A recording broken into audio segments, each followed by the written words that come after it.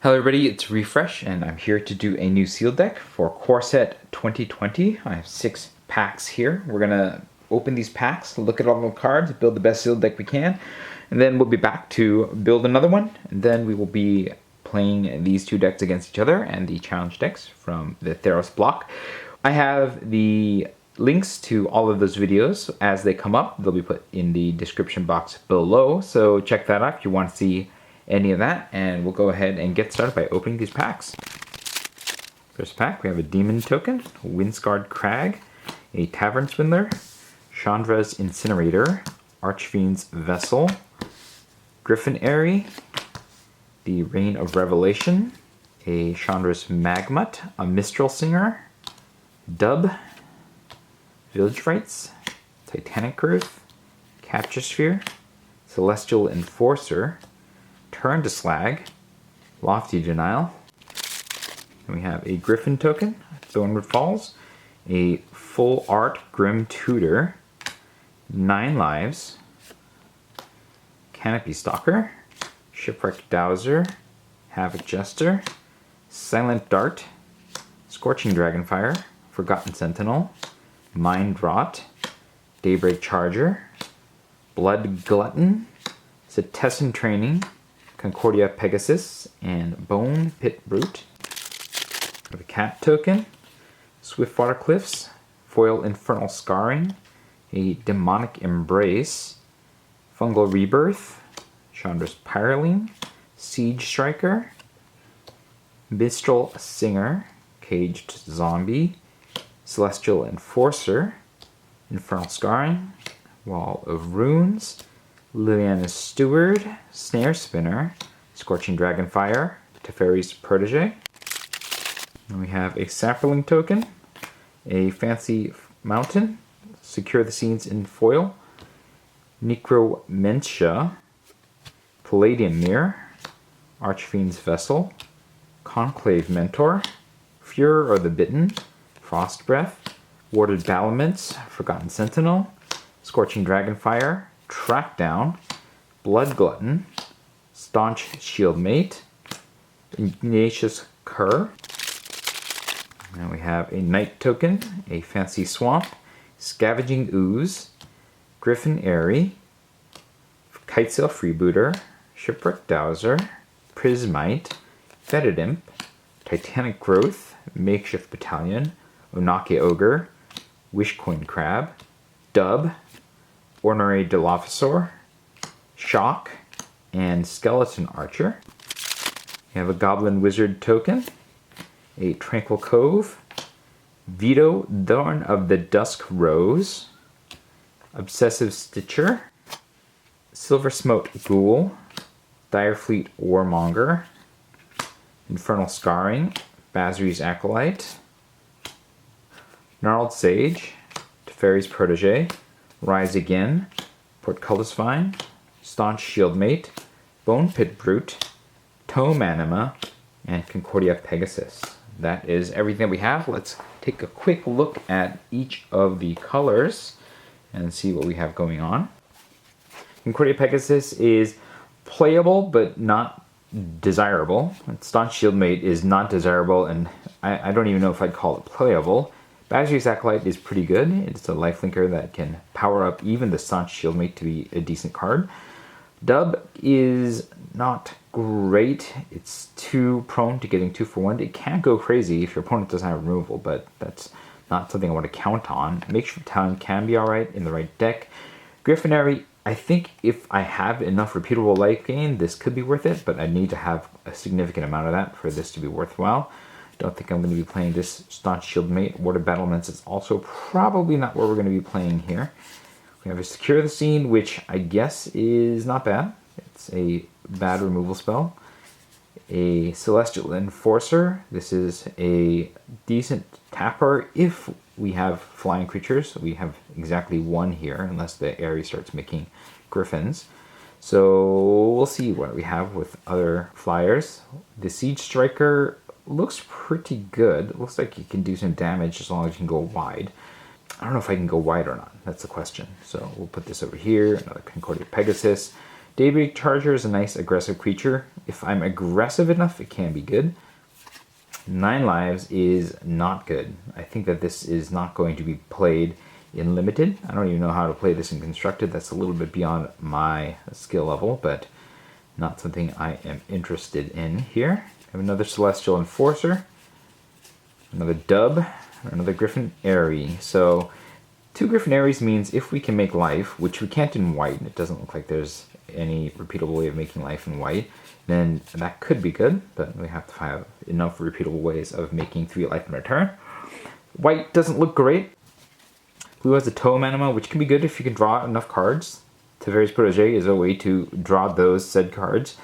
I think the Teferi's Protege is slightly better. Witchcoin Crab I do not want to play. Shipwreck Dowser can be good. You can get cards back, and then the Prowess really helps. The Frost Breath I think can work with the Shipwreck Dowser. I don't love it, but it can do a thing. Wall of Ruins I don't love. Mistral Singer is fine. It's a 2/2 flyer with Prowess. I think that can get through. We have the second Shipwreck Dowser, which is nice. Lofty Denial is if I have flyers. I don't know that I have enough flyers. We have the Mistral Singer in blue. Probably not playing this one, but we'll see. The Capture Sphere is a kind of removal. Not great, but it is removal. Second Mistral Singer is nice. Rain of Revelation draws cards, and so that is, for 4 mana at instant speed, probably going to make the cut here. You know, blue isn't powerful per se, but I think the Mistral Singers and the Shipwreck Dowsers and the Capture Sphere and the Rain of Revelation, there is something here that can be played. Like, I'd play all of these cards together if there was something to play this with. So, something to consider, definitely. Feels a little bit more consistent than white, which has more cards. Black clearly has the most cards. Let's take a look at what they are.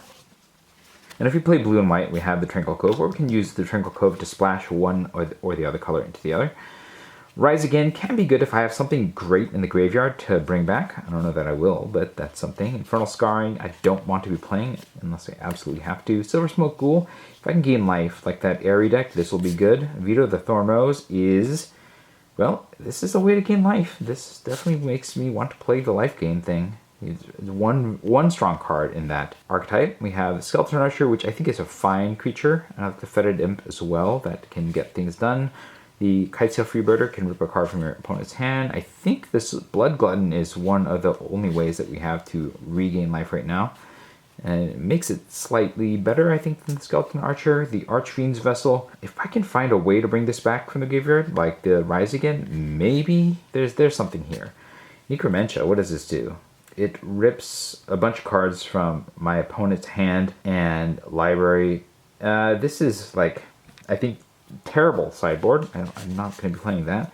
Leanna Steward is a way to force a discard, which is probably not what we're trying to do here. Maybe a little better than Infernal Scarring, but I don't want to be playing that.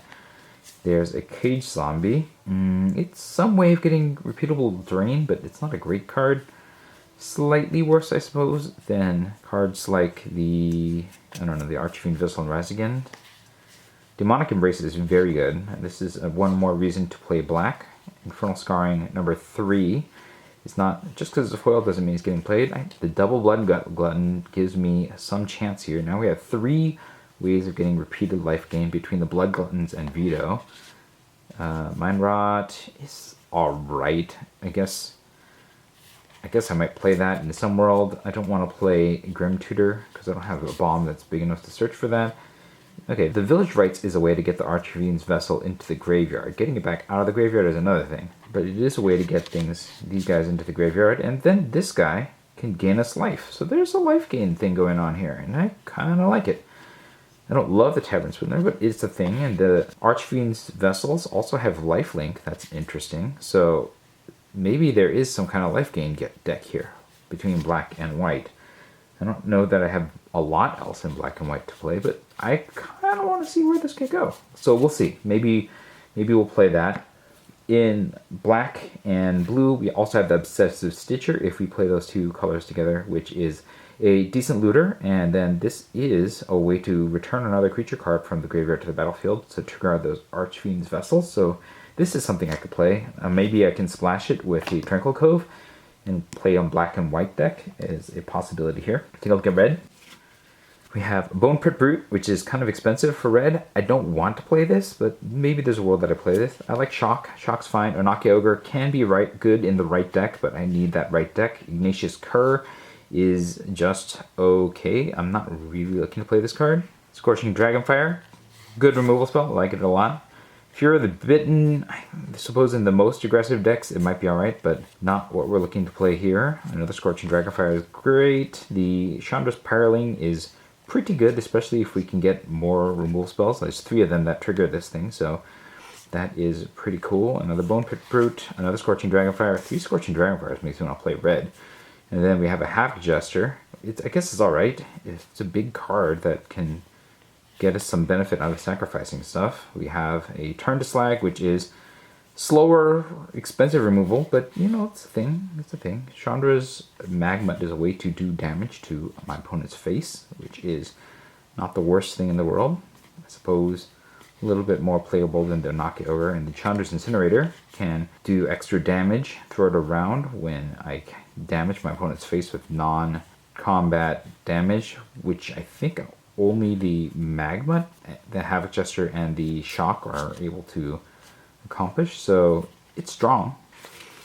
I think red is strong just on the basis that we have all this removal, and then, you know, some cards that care about non-combat damage. The non-combat damage thing is a little bit harder to get off regularly, so it's not really reliable. I think I'd just play it primarily on the basis of the removal here, and, you know, some okay bodies. But it's not the strongest, and there's not a thick amount of cards that go with it. It's splashable by blue and white, thanks to these 2, and we also have a Direfleet Warmonger, so if we want to play these 2 together, we have this. Let's take a look at green. Green's got a Porculus Vine. It's very limited use. Gnarled Sage is limited use. Honorary Dilophosaur is even worse, I think. Titanic Growth is fine. Scavenging Ooze is probably really good, just on the fat basis. It's a 2/2 for 2 that can just grow and get us life. Probably worth it. Track Down, I think, is a 23rd card if I really need it. Snare Spinner, yes, it's a defensive card that can see some play if I need it. Fungal Rebirth is a card that I think might be good enough to see play. Like, it gets a good spell back from the graveyard and then gets Saplings sometimes if necessary. The Cetizen Training I think is fine. I think that's a decent enchantment since it draws this card as it enters. The Canopy Stalker can be alright. It can force some blocks if we need it. Then, you know, blow them with Titanic Growth, but it's really the Scavenging Ooze that's really drawing this particular color. It's really thin otherwise, and I don't think I'm going to be playing green. If I were to play green, I could play it with white for the Conclave Mentor, but I didn't see a ton of counter synergies, and so I'm probably not inclined to do so. And so, let's see here. And then blue and green, that's taking my 2 thinnest colors and slapping them together is probably not going to happen either. So, green is out, which means the Conclave Mentor is out, and Thornwood Falls is out. And then, let's see, then I have to choose between the rest of these colors here.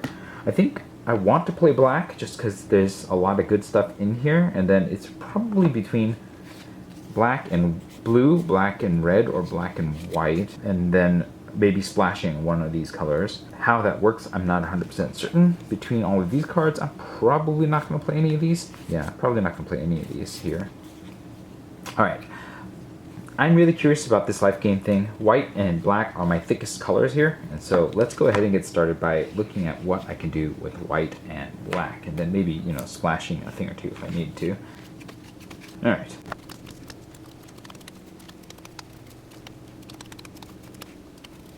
So here is a perspective deck with black and white. We don't have a ton of flyers here, and so I think the Celestial Enforcers are no good. We have, what, 4 flyers? Otherwise, I'm just playing a 2/3 for 3. I suppose if we can make these. So what are our repeatable life gain spells? We have the Blood Gluttons, which can do repeating damage. We don't have any tricks to push them through, so we have to hope that maybe we can get a Demonic Embrace on one of them, which is not great, but gaining all that life means that we should have life to recast the Demonic Embrace, so that's a thing.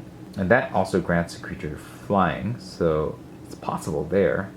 We have the Tavern Swindler, which can potentially gain life on a coin flip once a turn. We have Veto of the Dusk Rose, which for 5 mana, it's expensive, can get a bunch of my creatures life gain. It also drains my opponent whenever I gain life, and so that's a thing. It's expensive, but it is a thing, and again, it can gain us life. So I think I'm going to cut the Celestial Enforcers for sure. We don't have enough flyers.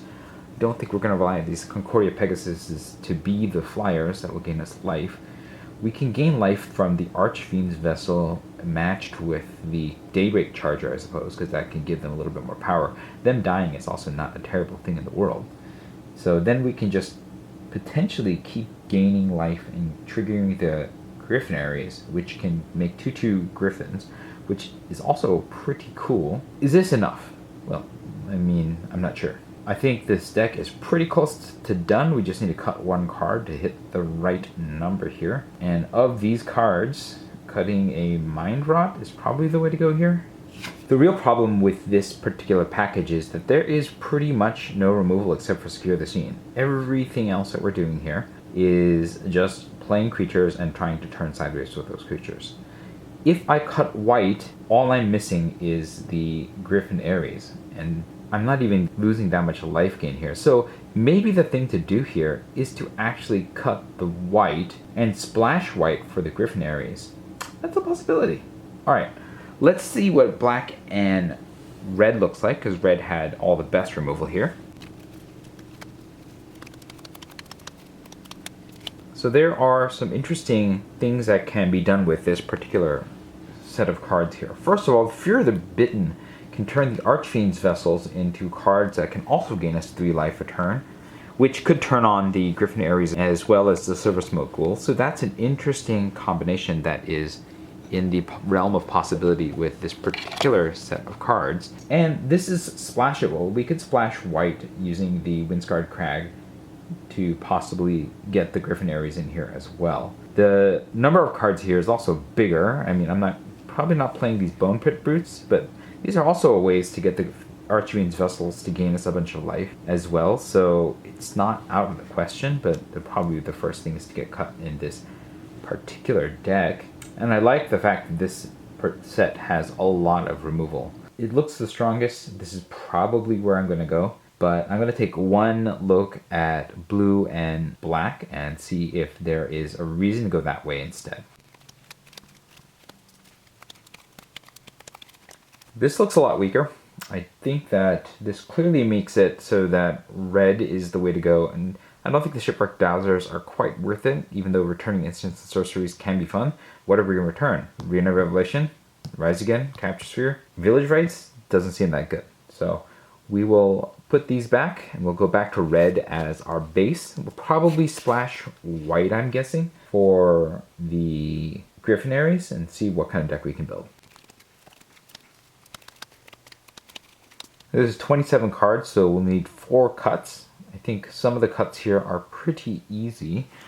We cut at least one Bone Pit Brute, just because it's very expensive, and it doesn't do a whole lot. We might even cut the Incinerator, because doing non-combat damage doesn't seem like a likely play here. I think the Ignatius Cur costs too much mana for it to be taking any play here as well. And then in the land of lower mana cards, I think the Anake Ogre is probably not doing much for this particular deck. I can cut that. Cage Zombie could probably get cut. The Pyroling can get cut here as a 2/3 double strike when non-combat damage is done to an opponent, of which I have 1 repeatable with the Chandra's Magmut, and then 2 sources of indirect one-time use damage. And then the Havoc Jester, I suppose, is also repeatable, but I don't have a lot of sacrifice effects. In fact, the Village Rites and the Direfleet Warmonger are it. Probably not enough to keep that thing on as well. So it's possible that we're cutting most of the red package here, except for the non-creature spells. So what happens, say we cut the Pyroling and Magmut package. We'll cut the Havoc Jester. And that takes us to 23 cards. Is this the right mix though? Do we want to get rid of Turn to Slag as a really slow removal spell? And then put a creature back? I think we cut the Fury of the Bitten. I think it's too risky as a card, what I'm trying to do. and turn to slag, and instead go with the Magma and Pyroling package. And that is 23 cards, so I believe that this could be the deck. Now, do we want to try to cut some more cards out and put in these Griffin Aeries to get the life gain situation going? If I put these two in, I'll have to cut more cards, in which case I think these two get cut. Now I'm very low on creatures here. Can this even work? I suppose if I can keep gaining life, the Griffin Aeries will trigger, and that will let me get the Silver Smoke Ghoul back. So that's a way of doing this. The Demonic Embrace on one of the Archfiend's vessels was pretty crazy too, which means that I would get multiple ways of gaining life regularly on top of the Tavern Swindler. It's probably enough sources of gaining life to keep all this, right? It doesn't mean that I'm low on creatures. I think the Direfleet Warmonger is going to be more of a 3/3 than anything that is ever going to be sacrificing. And I think I like the Bone Pit Brute in this particular case because giving the Archfiend's Vessels lifelink can be a game changer here. Actually, I'm going to make one more choice. I'm going to cut the Incinerator because we don't have a lot of ways of doing non-combat damage, and a 6/6 Trampler is alright, but in this particular deck, I think getting these Bone Pit Brutes out might be better just to get that mass life gain trigger. As crazy as it sounds, because those bodies are much worse, but we're not doing much direct damage with this deck, and so this might be the way to go here. Alright, we have 2 white mana symbols, 16 black, and 9 red. I think we want 3 white lands, plus the Windscarred Crag, so that would take us to 14 more lands that we need, one of which is already red. So if we do 8 black and 6 red, I think that'll get us to what we want. Here are 6 mountains to make 7 red sources, 8 black to make 8 black sources, and 2 white to make 3 white sources. And that would take us to 40 cards. Let me know what you thought about this particular deck build. Would you have played the Incinerator? Do you think it was wrong for me to favor life gain here? I'll take all of your thoughts in the comments below. If you enjoyed this video, hit the like button. If you'd like to see more of my videos, you can hit subscribe. This is Refresh. Thanks for watching, and I will see you next time.